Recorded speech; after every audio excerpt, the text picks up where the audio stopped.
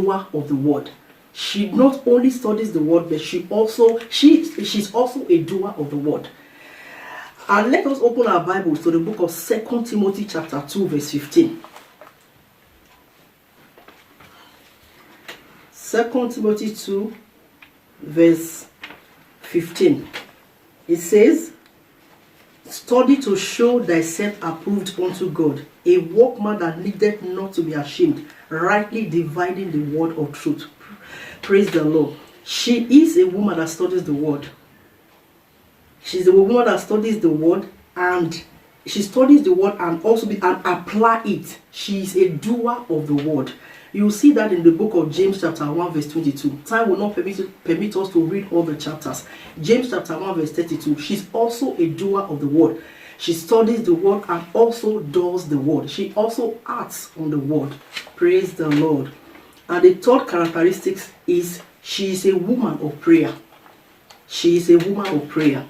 She does not forget her source, which is God, and she is not too busy to pray. She engages on a new war for her family, for the nations, and for the entire world. Praise Master Jesus. She engages on new war. She's a woman of prayer. She's a prayerful woman. That is the third characteristic of a virtuous woman. Let us open our Bibles to the book of Luke chapter 18 verse 1. Luke chapter 18 verse 1. I read, "And he spake a parable unto them to this end, that men ought always to pray and not to faint." Men ought always to pray and not to faint. And faint means not to give up. She is a woman that prays always. In times of difficulty, she never gives up. Praise the Lord. She never gives up. Even when in trying a period, just as the period that we are in, the season that we are in, she's never tired of praying. Even when it seems as if the situation is not improving, she keeps praying. She does not faint. Praise the Lord. And also, you should read this on your own. 1 Thessalonians chapter 5 verse 17. It's talking about praying without ceasing. And 1 Samuel verse 1 verse 10. You can read that on your own. And the fourth characteristic is that she respects her husband. The fourth characteristic of the virtuous woman, she respects her husband. She is not a nagging wife. She's not a woman that will nag the man. That when the man is coming from work, he will be afraid of going to the house, because he will be saying, "I don't know what this woman is going to do to me today. I don't know if I'm going to have peace today." She is not that kind of woman. She's the woman that respects her husband in private and in public. She holds him in her esteem. She does not give him pain, but she gives him pleasure. Praise Master Jesus. Let's open our Bibles to the book of Ephesians chapter 5 verse 22 to 24. I read, "Wives, submit yourselves unto your own husbands as unto the Lord. For the husband is the head of the wife, even as Christ is the head of the church, and he is the Savior of the body. Therefore, as the church is subject unto Christ, so let the wives be to their own husbands in everything." We can see it here. Ephesians chapter 5 verse 22 to 24. And you can also read this on your own. Proverbs chapter 31 verse 12 and Proverbs 31 verse 28. You can read that on your own. The fifth characteristic is that she's an evangelist. The virtuous woman is an evangelist in her community, in her neighborhood, the environment where she lives in. She's an evangelist there. In her place of work, in her business place, wherever she finds herself, she's an evangelist. She is first of all a revivalist. She has been revived herself before she goes about reviving others. So a revivalist must first of all be revived before he or she can revive others. So she is a revivalist. Praise the Lord. John chapter 4 verse 25 to 30. "The woman said unto him, I know that Messiah cometh, which is called Christ. When he is come, he will tell us all things. Jesus said unto her, I that speak unto thee am he. And upon this came his disciples and marveled that he talked with the woman. Yet no man said, What seekest thou? Or why talkest thou with her? The woman then left her water pot and went her way into the city and said to the men, Come, see a man which told me all things that I ever did. Is not this the Christ? Then they went out of the city and came unto him. You can see that here, that the woman at the well that Jesus had a conversation with, she went and was telling others about Jesus. So the virtuous woman is an evangelist in her community and wherever she finds herself. Praise the Lord. The sixth characteristic of the virtuous woman is that she bridles her tongue. She bridles her tongue. She does not engage in every conversation, and she is not a talkative. She is not an excessive talker. She does not run people down with her mouth. She's not a woman that knows everything that goes on in her community. Praise the Lord. Let us open our Bibles to the book of Proverbs chapter 31 verse 26. I read, She opened her mouth with wisdom, and in her tongue is the law of kindness. She opened her mouth with wisdom, and in her tongue is the law of kindness. That is the virtuous woman. She bridles her tongue. Words of kindness comes from her mouth. She does not run people down. Praise the Lord. The seventh characteristic is she lives by examples. She lives by example to her children. She practices what she preaches to her children. She tells her children, do not tell lies, and she herself doesn't tell lies. She will tell them, do not cheat, and she herself must make sure that she does not cheat. She set patterns for her children that they should follow, and she's also a mentor to those around her. Let us open our Bibles to the book of 2 Corinthians chapter 3 verse 2. I read, Ye are our epistle, written in our hearts, known and read of all men. Ye are our epistle, written in our hearts, known and read of all men. She is her children's Bible. She is her neighbor's Bible. Her children read the scriptures through her character, through the things she does. She is the Bible that her children are looking. So she practices what she preaches. She does not teach something and then does another. She practices what she preaches to her children. She lives and leads by example. And then the eighth characteristic is that she's multitasking. She's multitasking. She can do a lot of things through God's help. She can be a career woman, she can be a business woman, and she's also a mother. And she has time for her family, she has time for her work, and she also has time for the things of God. She's also a worker in the house of God. And she's able to strike a balance between her work, her business, and her family, and the things of God. Praise the Lord. When people around her are messing up, she puts them on the right track. She's multitasking. She influences people positively and not negatively. Praise the Lord. Let us open our Bibles to the book of Proverbs chapter 31 verse 13 to 19.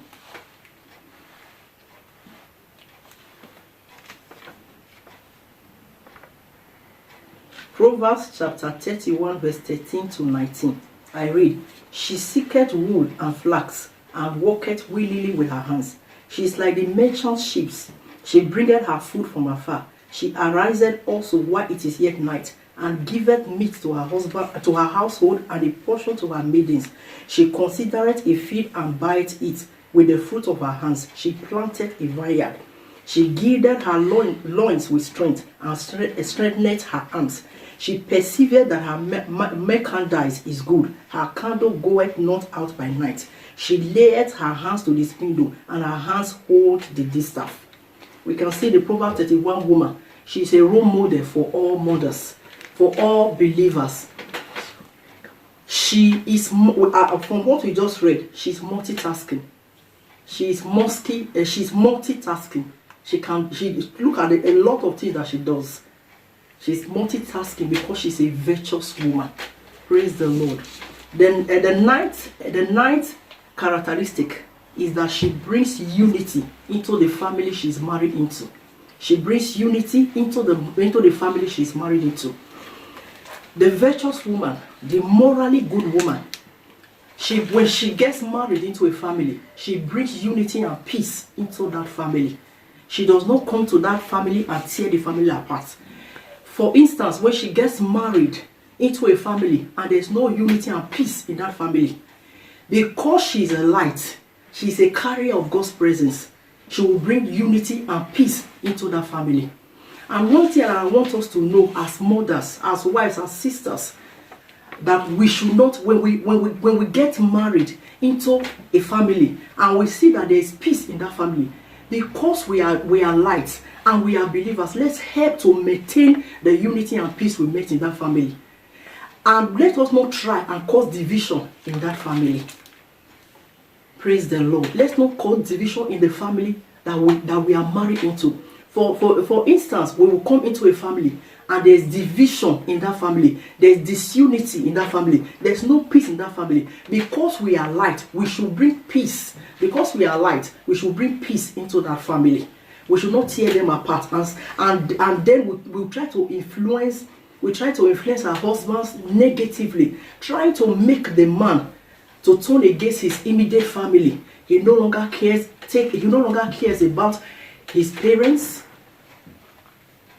He no longer cares about his parents and his immediate and his siblings.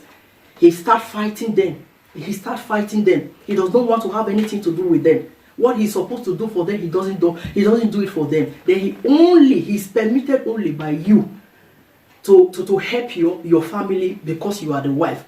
And he's permitted only to help your family, and also your family members are the only ones that are allowed to come into your home. Let us open our Bibles to the book of Matthew chapter 5 verse 13 to 16. I read, "Ye are the salt of the earth, but if the salt have lost its savour, wherewith shall it be salted? It is thenceforth good for nothing, but to be cast out and to be trodden under foot of men. Ye are the light of the world. A city that is set on an hill cannot be hid. Neither do men light a candle and put it under a bushel, but on a candlestick, and it giveth light unto all that are in the house. Let your light so shine before men, that they may see your good works and glorify your Father which is in heaven." Praise the Lord. We have seen here that the Bible says we should let our light shine before men, that they may see our good works and glorify our Father which is in heaven. That is what the virtuous woman does. That is what the virtuous woman does. Her light, when she goes into any family, her light shines there. Where there is no peace, she brings peace in the family. Where there's no unity, she brings peace. She brings unity in that family. She does not come into a family and tear the family apart and turn everyone against each other, because she's a light. And one thing that I want us to know as mothers, that we should be careful the way we live our lives in the families that we are married into. Because the book of Galatians chapter 6 verse 7, it said, "Do not be deceived, for God is not mocked. Whatever a man sow that he shall reap." I want us to know that someday you have children. You have male, you have female children. Or if you don't have children now, but later, by God's grace, you have children. Your children will one day get married. They one day get married, and the way you treated the family you were married into, that is how your children, your sons-in-laws or daughters-in-laws will treat you. So if you do not want to reap, if you do not want to reap a bad fruit, then do not sow it. If you do not want to reap a bad fruit, do not sow it. When you are married into a family, try and help them to maintain peace. And try and help them to maintain unity in that family. Don't come to that family and tear the family apart. Because whatever a man soweth, he shall reap. The topic once again, the characteristics of a virtuous woman. We have all heard the word of God. And based on what we have just heard, the characteristics of the virtuous woman. Are you a virtuous woman? Are you a morally good woman? May the Lord bless the words we have heard in our hearts in the name of Jesus. We are going to pray. We have two prayer points that we are going to pray. The first prayer point is that God should make us to be virtuous women indeed. It is God's will that we should be virtuous women. We are going to pray that God should help us to be virtuous women indeed. Our Lord and our God, we just thank you, we just worship you for the message that we have heard. And Lord God, we are praying that Lord, you will make us virtuous women indeed in the name of Jesus. May you help us, O King of glory, that will be virtuous women indeed, that our lives will bring glory to your name, O Lord, in the name of Jesus. Father, we are praying and asking that Lord, you will make us to be virtuous women, O God. All the characteristics of a virtuous woman, Father, we pray that Lord, they will be seen in our lives, O God. That Lord, our lives, O God, we preach to others in the name of Jesus. Father, help us, O God, to be virtuous women in the name of Jesus.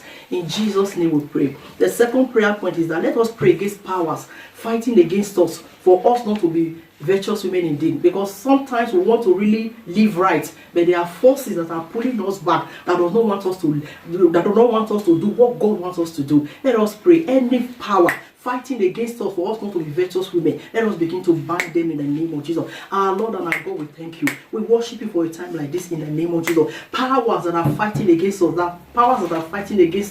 that says we will not be virtuous women, we come against them in the name of Jesus. We uproot them from our lives in the name of Jesus. Father, help us, O King of glory, to be virtuous women. Powers of darkness that says we will never be virtuous women, we come against you.